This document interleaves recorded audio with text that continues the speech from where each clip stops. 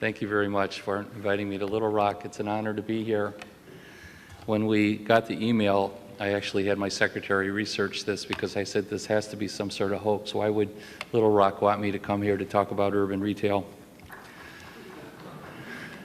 I have about 35 minutes to go through a two-day course I teach, so I'm going to go very quickly.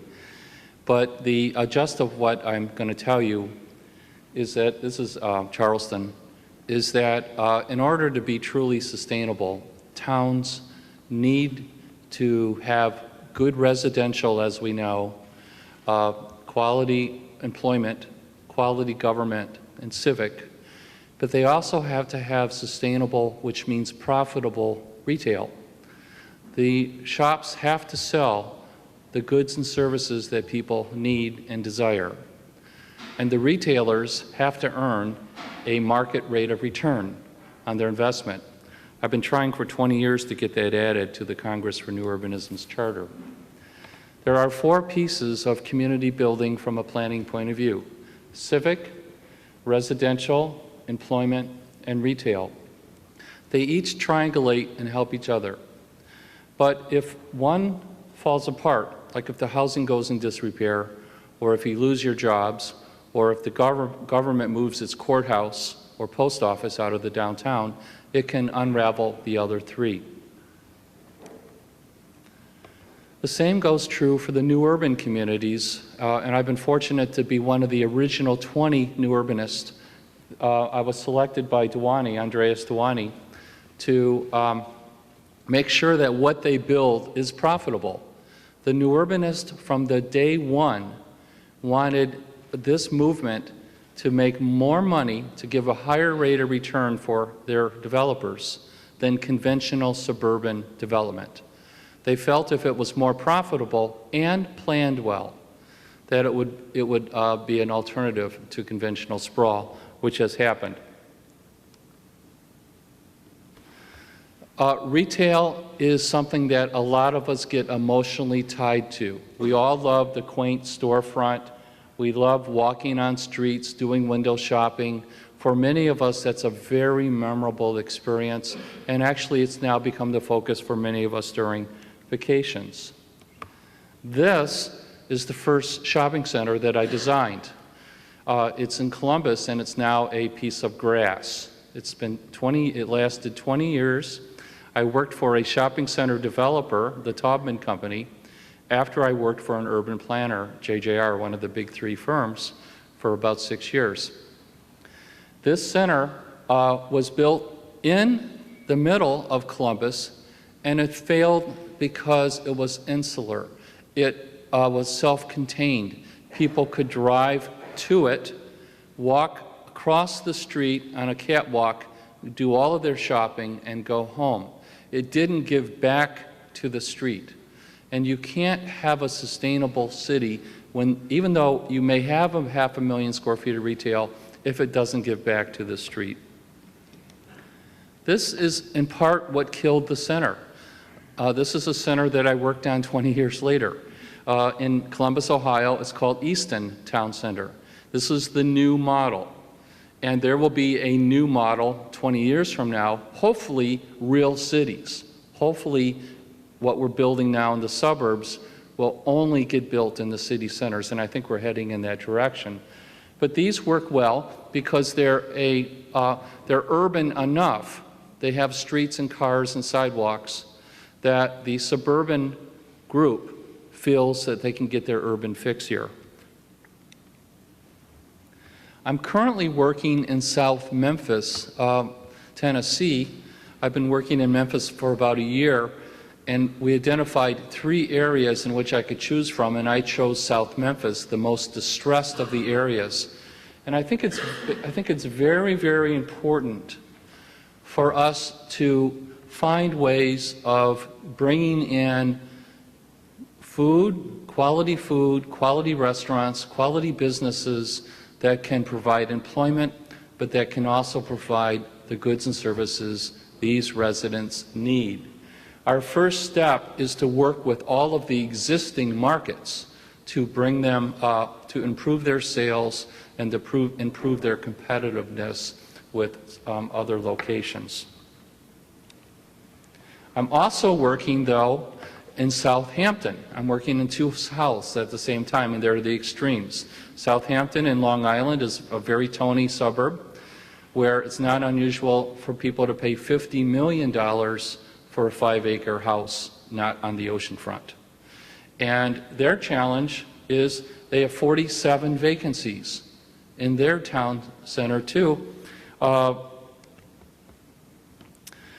And if you've been to Memphis, and I'm sure you've all been there, it occurred to me the other night, this is Beale Street, that many of our cities are built to provide goods and services that appeal to tourists, that appeal to people that drive or fly a long ways to go there, but we're not necessarily providing the goods and services of our residents. In Southampton's case, this is the village. They have a row of shops here on their main street. They have a row of shops here, a large parking field here. It was a very vibrant village center until they moved the post office outside of town, and until the grocery store closed, and until the post office was moved outside of town. Those were 3 anchors that brought people to the village center on a regular basis. They would go to the post office or library or whatever, and then while they're there, they would shop. These are fundamental canons of retail commerce, whether it be a post office, a library, or a department store. That's the library. And even though it's only about 3/4 of a mile outside of town, it's too far, whereas before it was right here, and it's really no coincidence that these shops snuggled right up to that post office. We do a lot of work. This is the village center. They have 47 vacancies. We do a lot of work trying to restore cities. And when we dig back to what precipitated the decline, it was usually the loss of an office building or anchor. It's our practice that downtowns should sell the goods and services desired and needed by their community, even if they are name brands that you personally don't like, even if it's a dollar store, even if it's a Payless shoe store, even if it's a Walmart. Whatever that community likes to buy, we like to see in the town center, as long as it's designed in a proper urban manner, as long as it fits the character, and as long as it's walkable. We're not promoting building conventional shopping centers in towns, but we are promoting having the brands that people like in their town centers. These brands should serve the population that lives close to the city. Too many of our cities go after the tourist, or they go after the suburbs. I just had a very major disagreement with a client.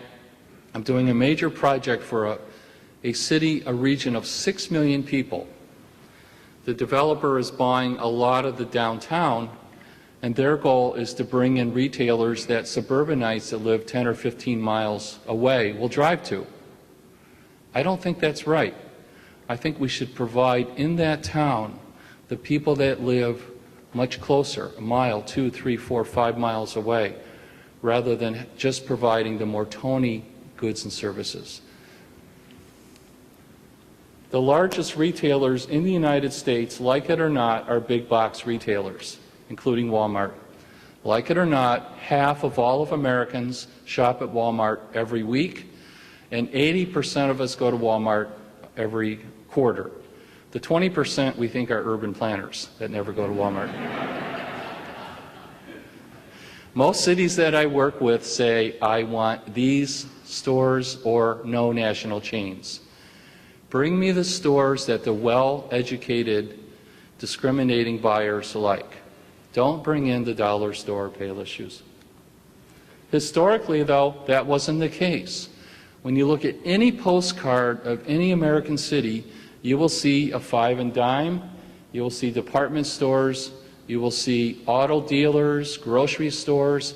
Everything you needed to buy historically in pre-1960 American cities were in the city centers, and they generally captured about 80% of the market share. Look at what else these city centers had.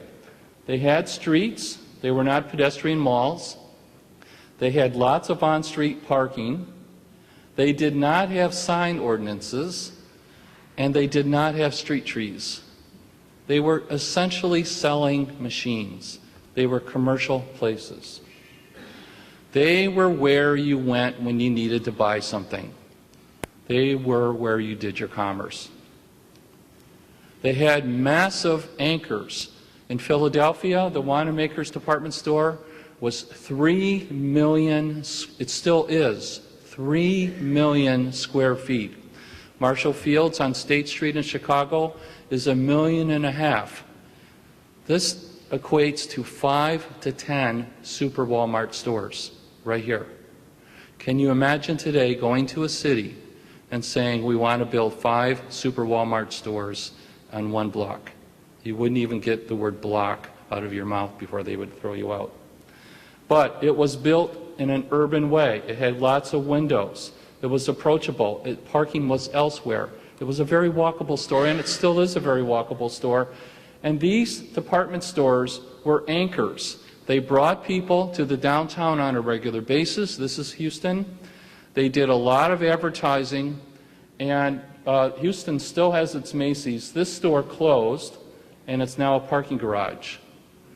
But you can imagine what that corner must have been like when you had 2 tremendous department stores. The small shops that we all love were there because of these stores. When downtowns lost their anchors, they lost many of their retailers. We do a lot of focus groups around the country, and we were always told that people want to revitalize their downtown, but they want to do it with local, one-of-a-kind stores that nobody's heard of before. They do not like any name brands in downtowns. We hear this everywhere we go. In fact, this is the policy of the National Main Street Program, not to have chain stores in downtowns. The follow-up question when we do a more detailed analysis is we're told the only thing they like about chains, this is Pottery Barn, the only thing they like about chains are these items. Their selection, style, merchandise, color, service, hours, fit, size, return policy, and quality, and they shop at them. But for some reason, they feel that if those stores they like are in their downtown, it's going to spoil it for them. Okay? So as a result, most of American cities are a place where you go to pretend you're shopping, where you have a wonderful life, where the girls can get together, have a tea, go around and buy some scented candles, maybe a kite for the baby. But if you're going to do your real shopping, you're going to go to the mall. And I think that's an unsustainable model. Today, American downtowns on average only capture 2% of the market share. In the 1950s, they were 80% of the market share. The new urbanist and my practice is geared at raising that up from 2%. Maybe it should be 20% in your community, maybe 50%, maybe 80%. But in order to make your downtown a place where people can live and walk and shop and work, and where you can stop the growth of farms being converted to suburbs and highways being built, we think you have to have commerce downtown that people prefer. New Zealand and most parts of the world still have 80% of their market share in their downtowns. We just did a job in Auckland, and they have about 75% of the market share in Auckland, New Zealand. They are just getting their first big box stores. They're about where we were in the U.S. in the 1960s. Most cities, this is Grand Rapids, Michigan, where we just turned in a study today for them. It's a beautifully restored town right out of the movie sets. It's perfectly restored, perfectly clean, but it sells almost no name brands. In fact, they don't even have a Starbucks, a storefront Starbucks.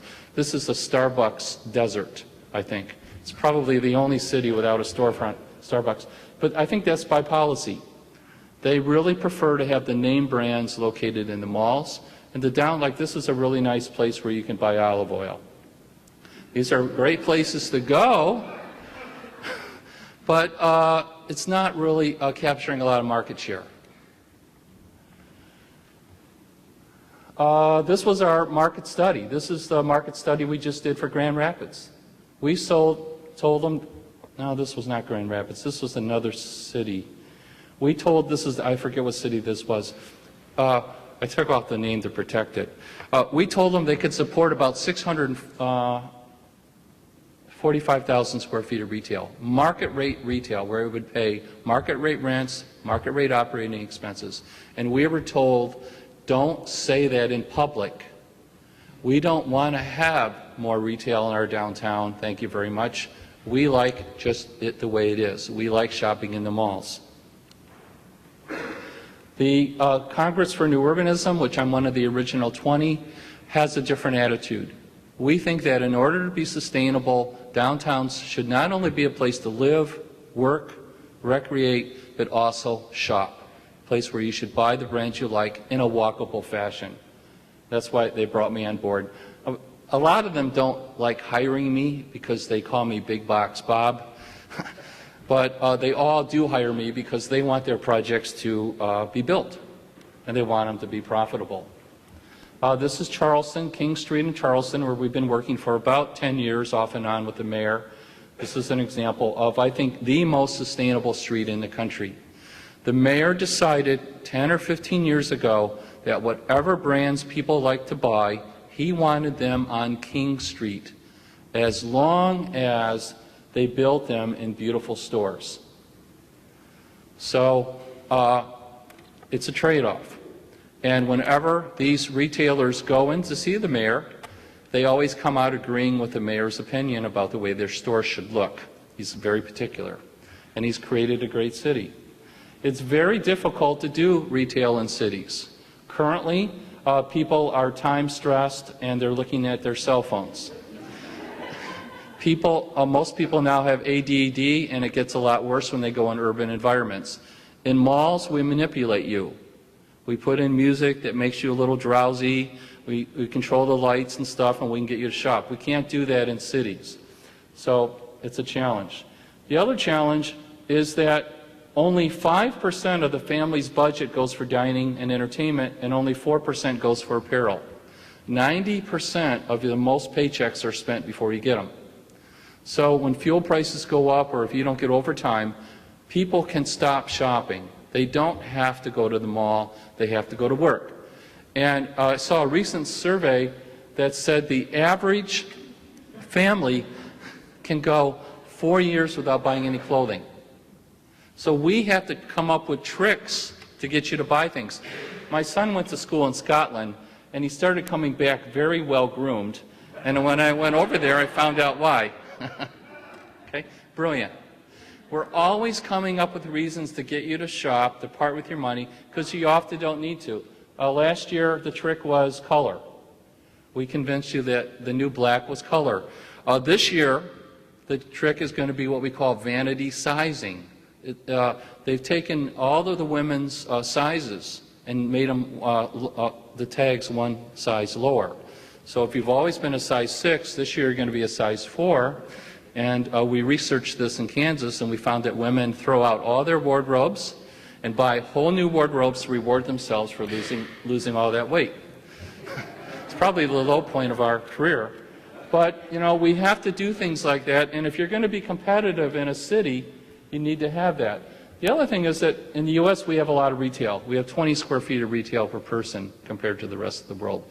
By the way, in Detroit, they only have 3 square feet of retail per person. It'd be good for you to find out what you have here in Little Rock. This is one of my favorite little gimmicks. This is a Chatham, Cape Cod, and this store owner got the police chief to paint the walks to go right to his front door. Brilliant. Okay? So everything we do, when we approach a town, I take the principles of the mall guys and apply them to cities. And every mall developer has their philosophy. Every mall architect has their philosophy about how to create a great place. I would ask you, which of these malls has the higher sales per square foot, A or B? It's A. A sales, a Taubman Center, has sales of about $675 a square foot per year. The average is $275, and most Main Street retailers have sales of $80. $80 is not sustainable. If you're only making $80 a square foot in sales per year, you're not making a living wage in your store. Our goal is to have this independent retailer have that kind of sale. We want to see the independent retailers do well. We want to see high sales. We want to see more of them come along. And I'll show you what they do. In this center, the mall developer's philosophy was to make the malls very festive. Everything has ornamentation, the railings, the tiles, the light fixtures, but it blocks the storefronts, and the customers get distracted. This philosophy is only to put color on the storefront. Everything else is vanilla. Even the railings are clear, and the lights are very careful. You don't even see the doors there because it makes you squint. The stores are laid out in this way, this, and this, because people in America walk counterclockwise. People walk 4 feet per second. So everything we do in the mall is designed to accommodate. In New Zealand, they walk clockwise for some reason. We got to work on them a little bit. Now, some mall developers, the new town center developers, many of them are building towns like the one on the right, B. They're making everything ornamental. Every sign has color. Every building has a tower. Every corner has a fountain. These are not sustainable because they cost a lot to build, and they distract the customer, and they get very dated. Unfortunately, the new Urbanist got labeled as building these, which isn't true. Instead, we tend to build more simple places. We focus on the street itself, the land uses. We tend to make our buildings more modest, and our centers usually come in at the same price or less per square foot as conventional shopping centers. That's our goal. We can have higher sales at equal cost. Now, again, most cities that I go to, most city planners, all my new urbanist friends say, Bob, we want our city full of these sorts of French stores. We want one-of-a-kind antique stores. We want everybody to drive these cars. And we want to feel like we're Paris. We want all the tenants to be independent, one-of-a-kind, which we love.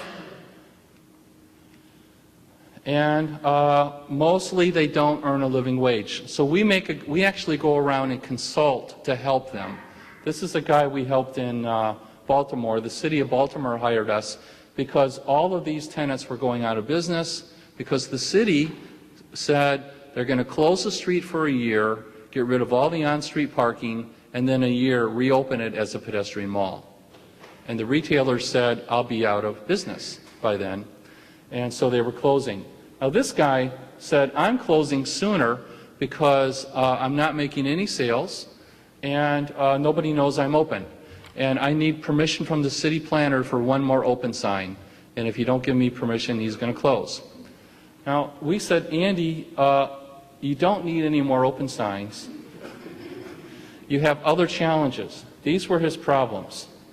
He had stacked in the corner, he had dead flowers, he had a dead mammal in the window, duct tape holding up the door, he had an unpainted door. He had all these things working against him that combined made it look like he was closed. And we said, why? And he closes his blinds at 1 in the afternoon. And when we asked him why, he said, well, the Pepsi machine is in the window and it overheats. And I've been waiting 5 years for Pepsi to come back and move it, and they haven't. So I just closed the blinds at 1 o'clock, and as a coincidence, nobody comes in my store at 1 o'clock, after 1 o'clock. So we fixed all these problems for Andy for about $150. I helped him move the machine in the back. We washed the windows. Can you guess what he sells? He's a deli operator. He had no sign. He said, I don't need a sign because everybody knows who I am. And we put a little sign in the window. We put little French cafe chairs here and outside. We told him if you're a cafe, you sit the attractive people in the window, of course, and the unattractive people like me, you sit in the back where nobody can see them. And we're able to double his sales for about $150. This is what the mall guys do for the Nationals. The Nationals have this down to a science. That's why they have the high sales. And so you can apply those principles to the independents. The Nationals know that 9 out of 10 of you turn right when you go into the store. You go through a decompression zone where you're actually sun blinded, where your eyes are squinting for about the first 3 steps. They know you walk counterclockwise. You won't buy anything lower than 2.5 feet off the floor. If these are folded, you'll be twice as likely to touch them than if they're on a hanger. If they're on a hanger, you expect them to be on sale. They have all this worked out to get higher sales. Now, what's happening in the cities? Americans are moving back to cities in a big way. Last year, about 80% of Americans live in urbanized areas. About 50% of the world's population live in urbanized areas, and the retailers are starting to follow. The retailers, these are banana republics, the retailers are on a learning curve as to how to build exciting stores that fit in the cities. And they're willing to go 2 or 3 level, but they have one caveat. They don't want to open alone, except Urban Outfitters will. They want to open with other retailers and groups, and they want cities that have high building standards. They will not go to cities where you can build whatever you want, and they want historic buildings. Look at these are all historic buildings. They love historic buildings. And if your city is raising historic buildings, it's turning away the opportunity to attract the best customers, the best businesses. This helps them. Because remember, nobody likes name brands. All they like is what they sell. So by being in a store like this, they trick the customer into thinking they're not a name brand. It used to be that they would build these centers at the edge of suburbia, and they were told that if you build the center, that eventually that farmland will be built as a subdivision. That's not happening anymore, so they like to go into cities. Also, the buyers, about a third of all home buyers today prefer this. About a third strongly dislike it. They prefer this. And about a third are not sure. If you can build this, you can appeal to divorced parents, single parents, empty nesters, and young families. And they will pay about 30% more. But they will only do that, or they will come to an existing city, an existing neighborhood. They will only pay that premium and give up that privacy if they can walk to shopping districts, if they can walk to restaurants and cafes. They will not give up what they get here if it's just a subdivision. Well, it's projected that by 2030, there will be a demand in the United States for 15 million more attached townhomes. There will be a demand for 40 million more of these small lot homes. And there's going to be a surplus, an oversupply of 23 million too many large lot homes. If you have a large lot, 7,000 square foot or more, your children don't like it. And you should sell before 2030. The price, if it will collapse severely. That's my free advice. Also buy low and sell high. Now, when you develop mixed use, it's harder than it looks. This is the first real mixed use post-World War project. It's in Virginia, Reston, Virginia. It won all of the awards because they dared to put retail on the first level of residential. They made a lake. They thought people would go home, drive home, put on their hiking boots, hike through the woods, rent a canoe, and then go shopping. That was their theory. But this is what happened. It broke all of the retail rules, and the retail on the first level is what we call underperforming. It's not doing well. And because the retail looks like this, few people want to live there. If you're going to do mixed use, it's pivotal that the retail does well. Nobody wants to live on, very few people want to live on top of a wig shop or a pawn shop. Landscape architects and urban planners do not understand retail rules. I am a landscape architect on Michigan. I practiced for a long time.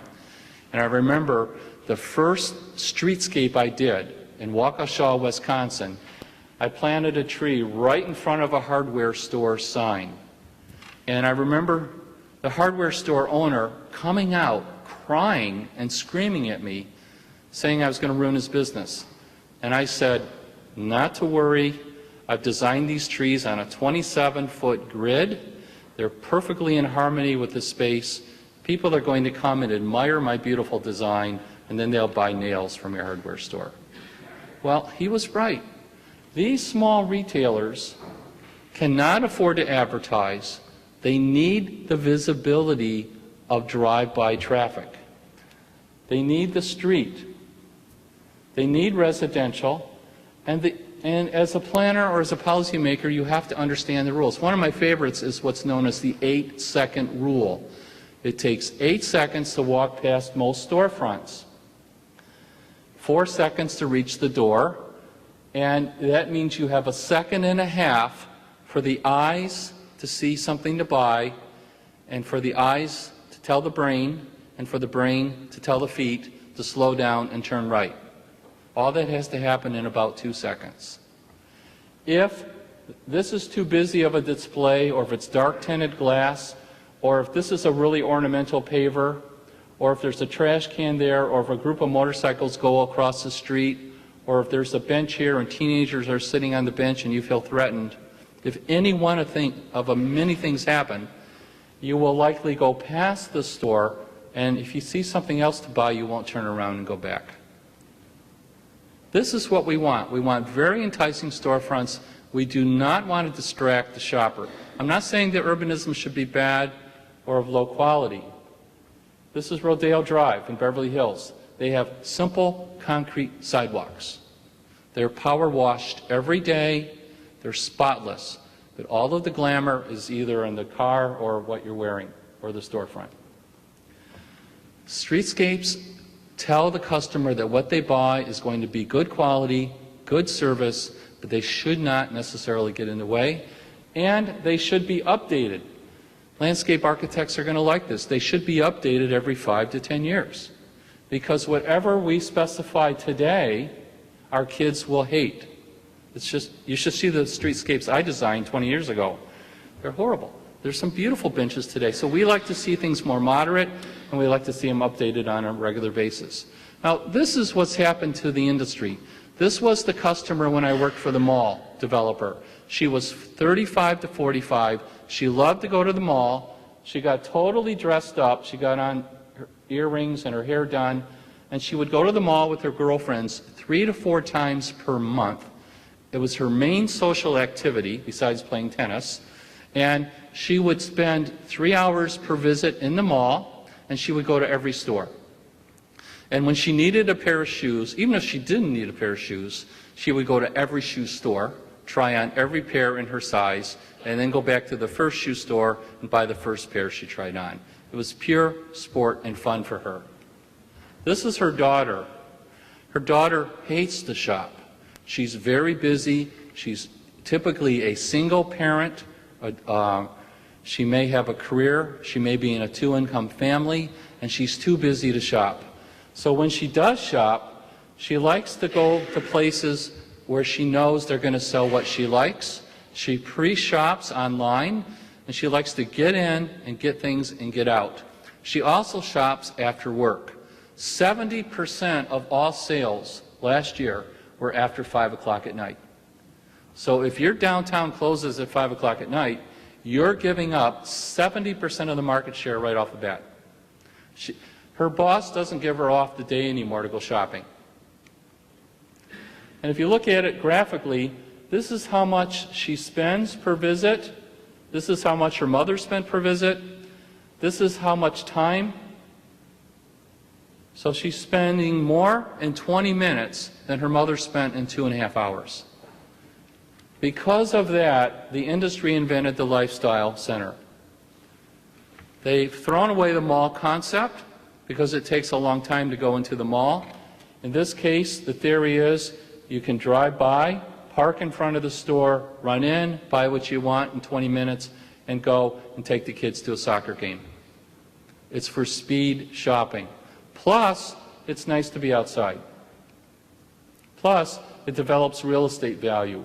These apartments are worth much more on top of retail than they would be if they were just on top of a parking lot. A lot of people like doing that, living that way. Lifestyle centers have 7% of the market share today. The same principle applies to small towns and cities. You can, if you have the street, if you have on-street parking, if it's metered, you can offer convenient places for people to shop, to get in and get out. So even in cold climates, this is the first town center we planned. It's in Michigan. This was a mall. Our client tore it down and built this. In fact, outdoor places do better in cold climates than warm climates, because we get them into into Christmas. They get in a mood to buy more in Christmas. And a day like today, nobody likes to go in the mall. They go outside. Men hate to shop, by the way. As far as we can tell, they haven't shopped for at least 40,000 years. We've carbon dated a pair of shoes that we think one man bought, but that's about it. And when they do shop, they tend to stand outside the door guarding it from they try to stop other men from going into the store. But they actually do shop, but very differently than women. They will shop at night. They will park in parking decks.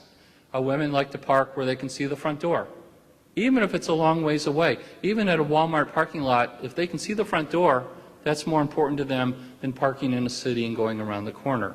They like to go by the store before they go into the store. Men, on the other hand, like to get in and out of the store as quickly as possible, so that they like it when you put everything on one hanger, the tie, the sweater, the shirt, the socks, because they like to pick it up, go to the register, pay for it, and get out before they're seen by another man.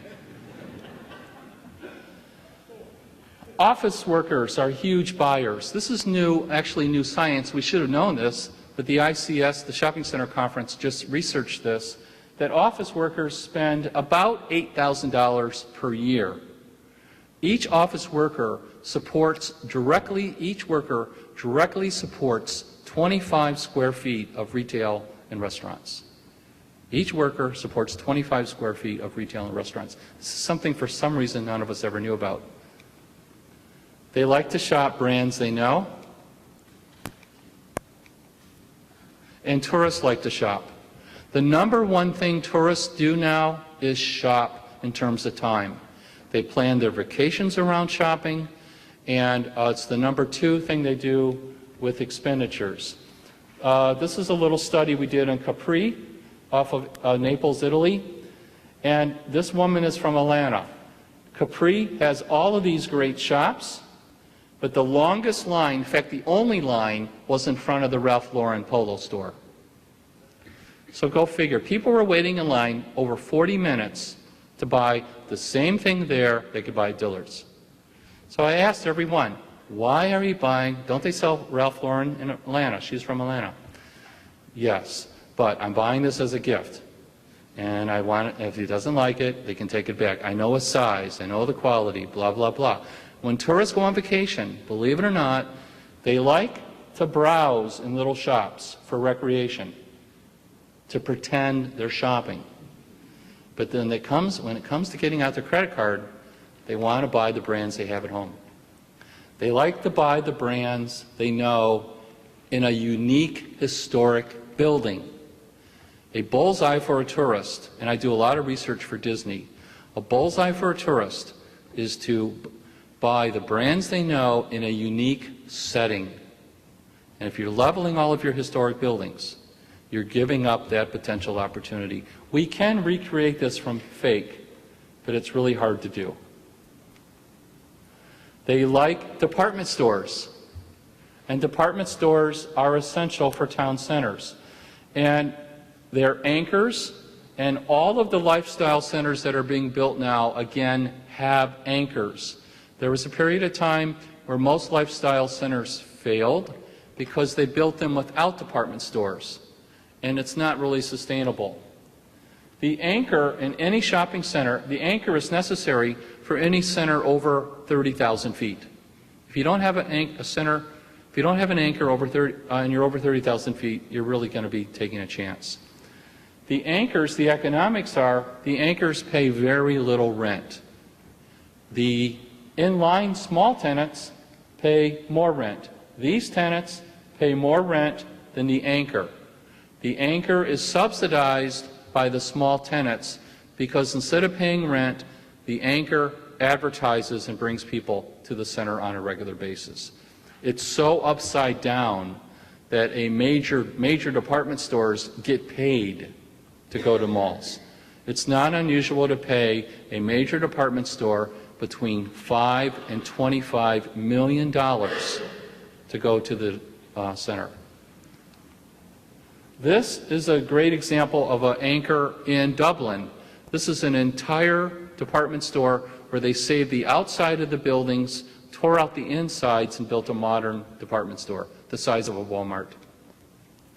This is the new model where you take a big box anchor department store and you wrap it with little shops.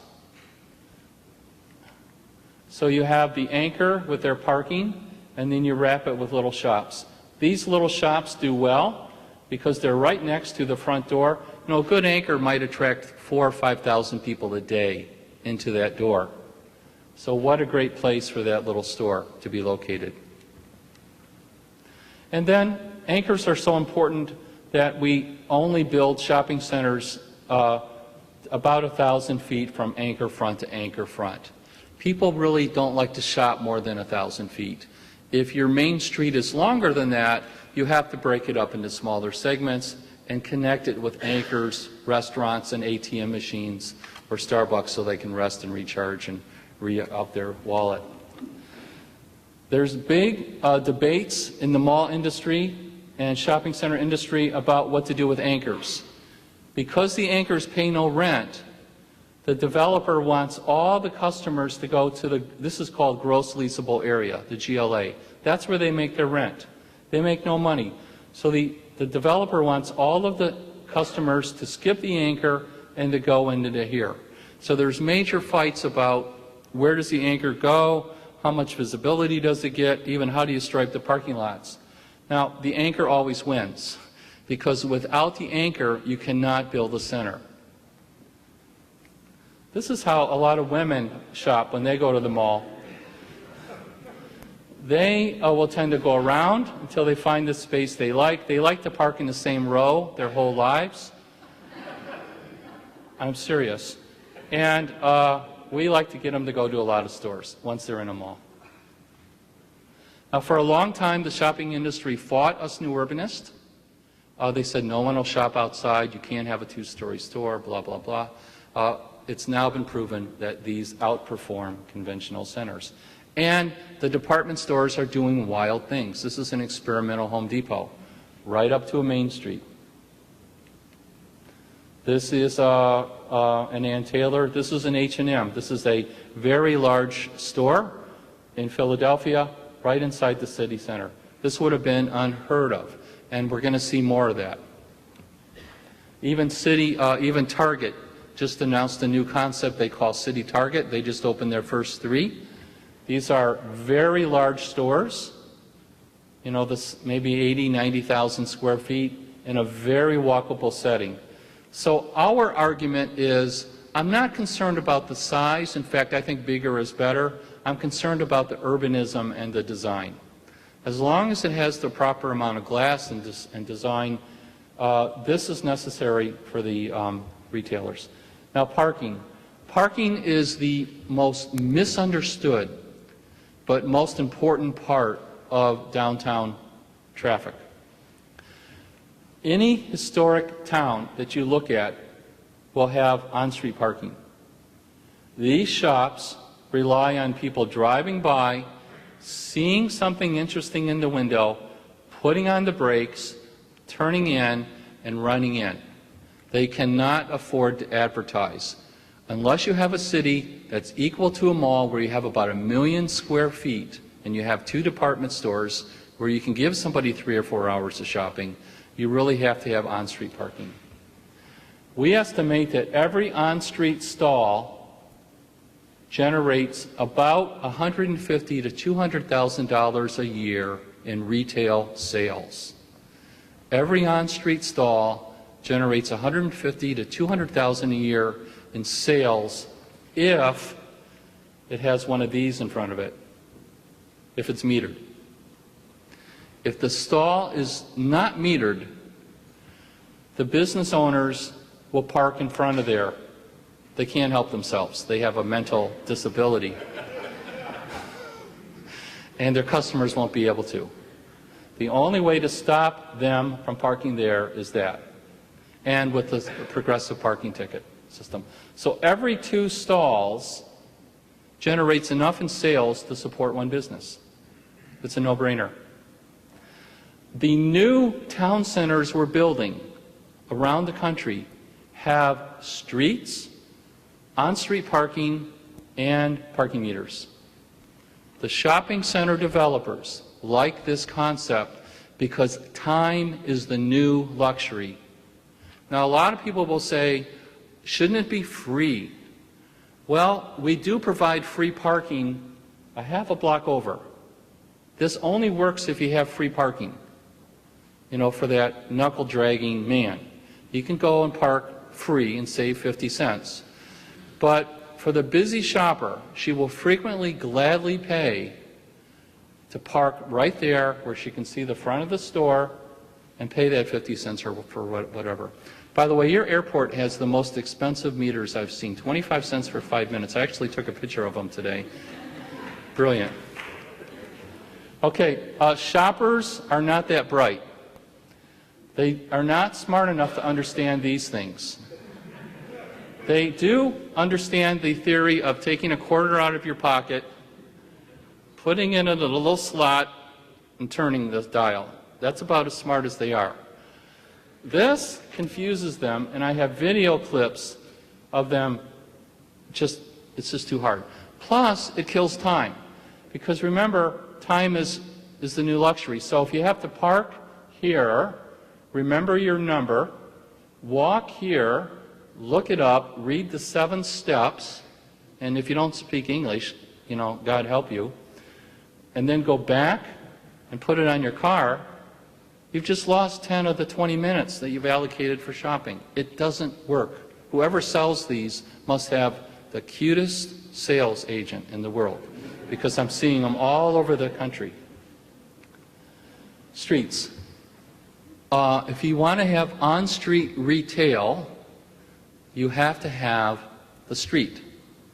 You cannot have on-street retail without the street. There were 260 pedestrian malls built in the United States, and only 7 succeeded. That's a pretty low success rate.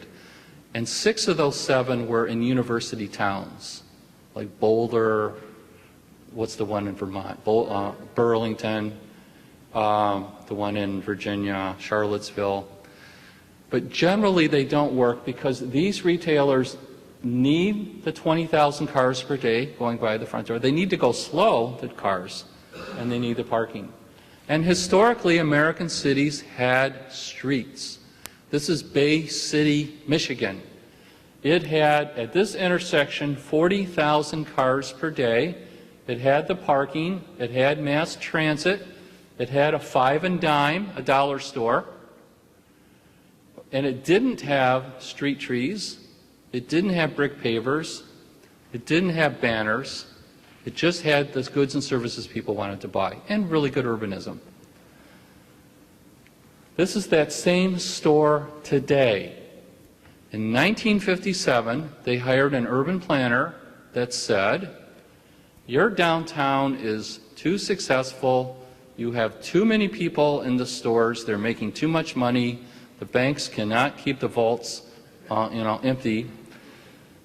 And he recommended that they close a bridge. People would go up this street, 5 state highways merged here. People would go up to the street and turn left and cross the river.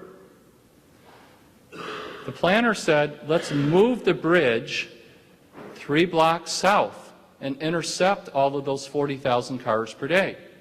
And we'll reduce the traffic from 40,000 cars per day to 3,000 cars per day. They did it, and immediately in 1957, when the bridge opened, Kresge's, Woolworth's, Sears, Penny's, all of the department stores moved that year to where the 40,000 cars were. Form follows freeway. And so ever since 1957, this has been vacant. The city did hire a landscape architect who said, your problem is you need street trees, brick pavers, ornamental light fixtures, banners, bollards, and somebody pretending they're selling hot dogs on each corner. Didn't work. You should understand those things, and most of these rules should be broken. These rules are in my book. You should break these rules, but you should know when you're breaking them. You should know there are times when you should make it a pedestrian mall. There are times when you should get the traffic down. There are times when you should put in street trees. But you should understand the pros and cons of doing it and not doing it. This is my hometown, Birmingham, Michigan. We have 44,000 cars per day going right through this intersection, and it's only two lanes wide with diagonal parking and 2 lanes wide with parallel parking. This breaks all of the traffic engineers' rules. If you ever bring up Birmingham, Michigan to a traffic engineer, he'll start getting the shakes. Okay? Because this isn't supposed to work. The city did build the ring road, and the ring road saves 12 seconds a time. And the engineers thought, everybody will take the ring road because who wouldn't want to save 12 seconds a time?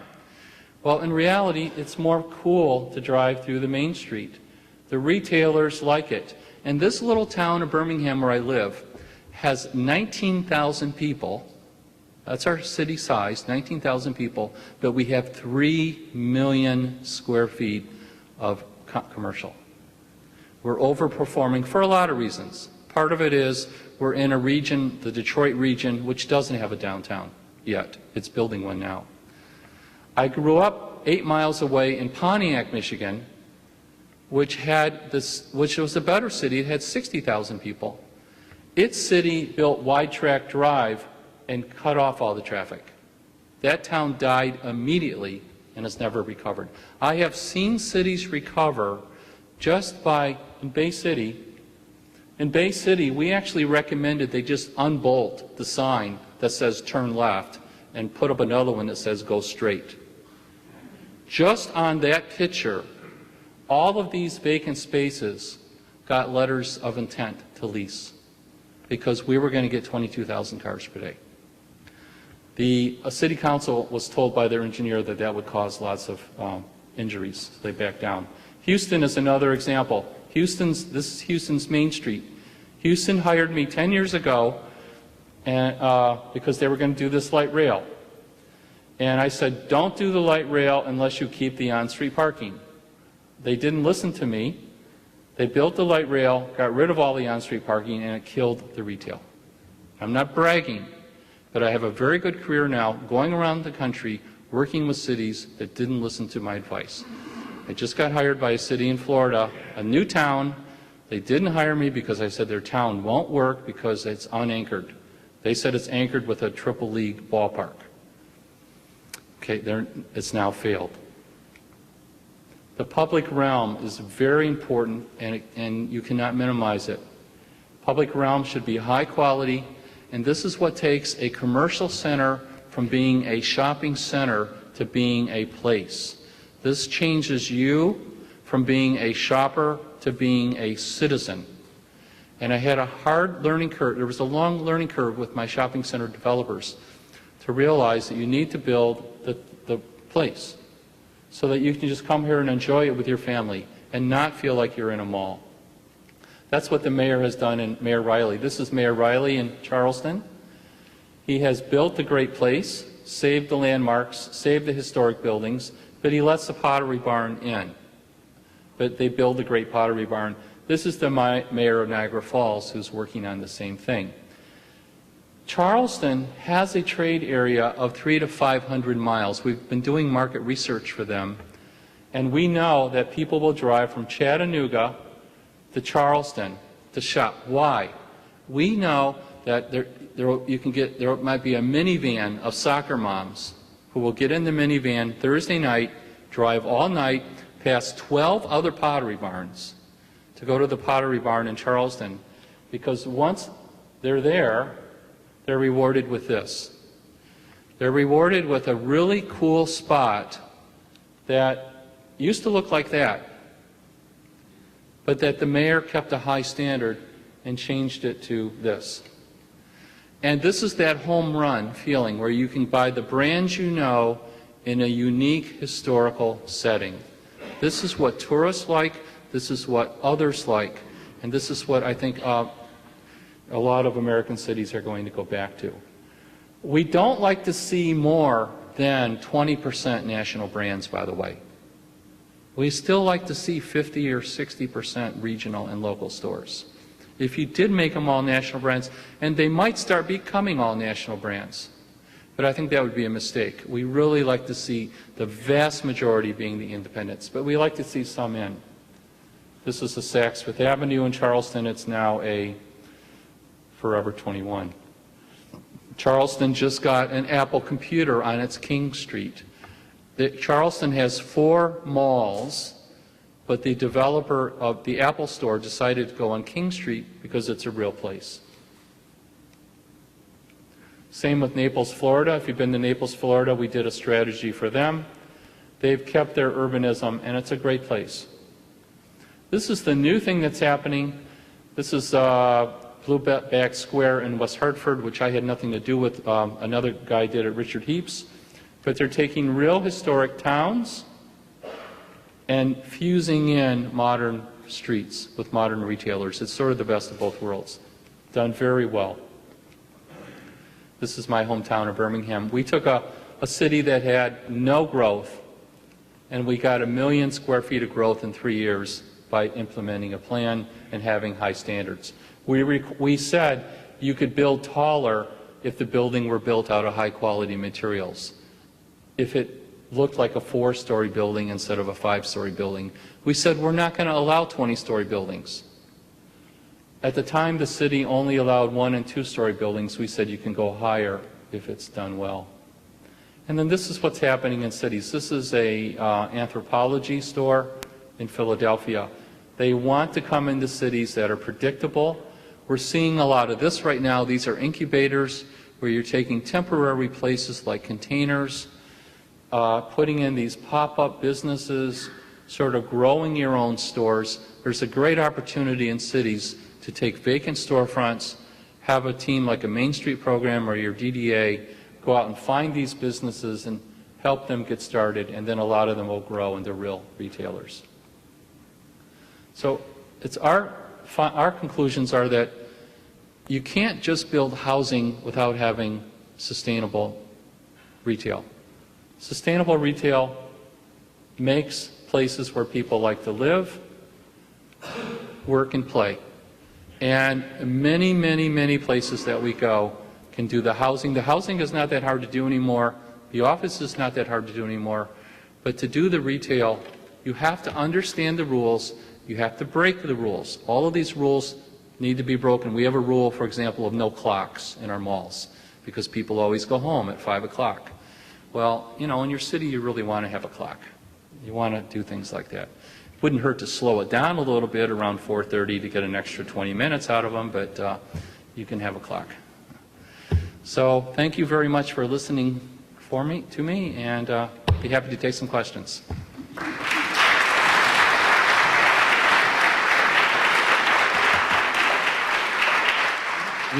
We do have time for some questions, and we'll acknowledge you, get a microphone to you so everyone can hear you. I saw your hand first, sir. Does anybody know this street? Does it say? It's Old Town Alexandria, Virginia, one of my favorite streets. By the way, these residents, when we did the study, we showed them what they could do. They said we would rather do all of our shopping in the mall and just have tourists shop on King Street. They said we do not want national chains. So we showed them how to do it. They're happy. I mean, this was their choice. Yes. I'm actually an interloper. We're down here from Massachusetts visiting some good friends. But one of the things I've noticed, it seems that it's almost, if cities got rid of all planning, urban planners, wouldn't we be better off? You think about urban development in the 60s, that destroyed. I mean, I'm thinking of the urban planning building. If anybody goes by it in Little Rock here, you look at that, you really should see it. It's like a monstrosity. But if we were to get rid of that, that's what towns were. If you look at before we had planning, the zoning in the 20s, I'm just guessing on average. Part of me says yes, but urban planners, the profession really only started around 1900. And for the first 20 years, they were British and Americans, mostly landscape architects. John Nolan was one of the best, that really got it right. They figured out how to introduce the car into the city, how to do squares and parks, how to do it right. Then they all went bankrupt during the Depression. And then the next several generations sort of forgot that, and they built whatever they were told to. The new urbanists they've actually taken the old books and reprinted them, but they've modified them to accept bigger fire trucks, bigger loading vans, bigger office footprints. That's why they call it new urbanism. So I think we're actually getting into the golden age of planning, because developers now want this. They get more return on their investment. Retailers and housing developers and office developers like this, and cities that used to fight us, you know, this is illegal. 5 years ago, this picture was illegal in almost every city in America. It required a 20-foot setback and on-site parking. So I don't think we should get rid of planners, but you should take them with a grain of salt, or make sure you have the right planner. I mean, I sat through meetings in this one city on Friday, and I wish they hadn't had the planners. I mean, the planners were giving bad advice. Of course, out-of-town planning consultants are generally better. I should not. I'm just kidding. I shouldn't say that. Over here. One of the statements you made was brands you know in a unique setting, and I can understand the security behind brands you know, but the unique setting, I'm kind of curious about the psyche that makes someone attracted to either it being historic or unique in some way. Why is that? It gives them an experience. It gives them an emotional experience that they can't get in a mall. And it makes them feel like those Banana Republic khakis are different. And I'm being very factual about this. It makes them feel different. And it makes them feel like they're not shoppers. It makes them feel like they're citizens in a town. So, you know, maybe shopping might only be 10% of the entire experience, whereas in a mall it might be 90%.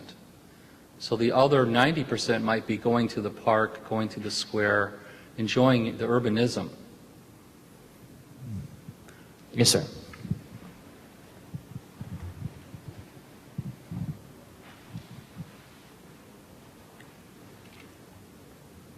Thank you. On your independent retailers that go into a downtown situation such as this, what is the average size, square footage of your store in the dollars per square foot that you expect from them? The sweet spot for retailers is around 1,200 square feet for many of them. A lot of them like to go to around 2,400 to 3,000 feet. They generally want to have sales of $350 a square foot per year, and they're generally willing to pay 9 to 10% in rent of their sales. So the first thing that we do when I go to a main street is I'll ask what the rents are. And in most main streets, the rents are $8 to $10 a square foot per year. And that means the sales are 80 to 90 a square foot per year. You're talking $500,000 to $750,000 gross sales. Yes. That's barely making it in a retail environment. I mean, you need $1 million plus. Well, that depends on the store. I mean, right? Yeah, well, it depends mean, on you're your not- margins and et cetera, Well- but, you know, I know from experience. Yeah. Well, then, I mean, you'd have to have a larger store, right? Or you think you can get $800 or $900 a square foot in a store? More? All right. Last one right here. Hold on, Bill. Hold on, Bill. Have you had a chance to look around downtown Little Rock, and have you made any like casual observations about maybe a few things we're doing right and a few things we're doing wrong? I did get driven around. I thought it was really quite nice. You still have your streets, you still have your parking. The one street, Clinton, was it? One street had been restored. Looked very nice to me. I mean, just driving through it around. I thought it was okay, the parts I saw. We went down Clinton, South Main, up Midtown, and then down Hillcrest, the Heights area as well. So that's what we saw today. Last one. You talked about anchors, which I thought was interesting. We have a department store chain here in Little Rock by the name of Dillard's. I just wondered if you'd had any experience with them specifically in terms of discussing the possibility of new urban retailing in cities around the country that you I work have in. not. Let's see. There's a Dillard's. I don't want to misspeak. I think there's one in Panama City in the Pier Park Center. Is that right? But no, I haven't. But I think that's a nice urban. If that's the one it is, that's a pretty nice urban model. It has 2 or 3 doors on it. The department stores generally need to be large. They have to have the departments, the cosmetics and the shoes and all of those, housewares and all of those things. I do think we will see a time, though, when department stores will come back to cities. And I think this city Target is just the tip of the iceberg, because that's where the shoppers are. Target would not have done that 5 years ago. I hope so. I mean, in a mall, about a third of the trips are generated because of the department store. About a third of the sales are there directly because somebody wanted to go to the department store, and that's spilled over.